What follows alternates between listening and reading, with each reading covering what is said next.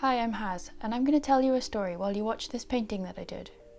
This is the story of Medusa. There are a few different versions of the Medusa story, but I'm going to tell the one from Metamorphoses by Ovid. You know that one. There once was a beautiful maiden by the name of Medusa. One day she was just going about her life, hanging out at the temple of Athena, and she was taken against her will by Poseidon. So it's off to an awful start. Athena was so scandalized that Medusa dared desecrate her temple.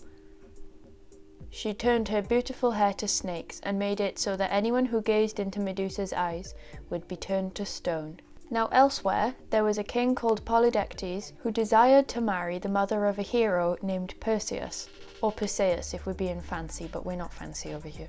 Perseus' mum didn't really want to marry Polydectes, so the king knew that Perseus wouldn't let it happen. And he sent the young lad on a mission to retrieve the head of Medusa. The gods decided this was a really worthy cause, and they wanted to offer a helping hand to Perseus. He received a mirrored shield from Athena, like she didn't do enough, gold winged sandals from Hermes, a sword from Hephaestus, and the helm of invisibility from Hades, which is like a helm, like a helmet. So with the odds completely stacked in his favour, Perseus went off to try and find Medusa, and he did. He used Athena's shield to look at Medusa indirectly and used Hephaestus' sword to behead Medusa. Now, I know she's had a really happy life so far, so it might surprise you to know she was pregnant at the time of her death, and as she died, her two children sprung from her body.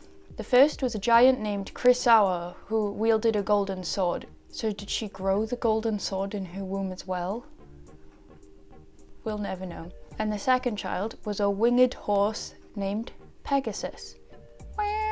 Medusa's blood also created things. As it flowed, it created the corals of the Red Sea, the vipers of the Sahara, and a creature called Amphisbaena, which is like a dragon but with horns and a snake-headed tail. Family goals, am I right? When Perseus returned home victorious, he discovered the king's plot. Polydectes had married Perseus' mother against her will. So he was like, fine, whatever, I've got Medusa head, I've got Medihead. And he used Medihead against the king and turned him to stone. After using Medusa's head, he gifted it to Athena. I mean, she's just done so much, she deserves it.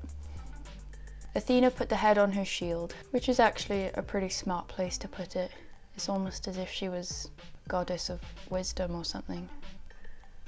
Now that's the version of the story as I've always known it, but my sister told me recently there's actually a version of things where Athena turns Medusa into a gorgon so that she can petrify any man who tries to harm her again, which is a nice way to put it.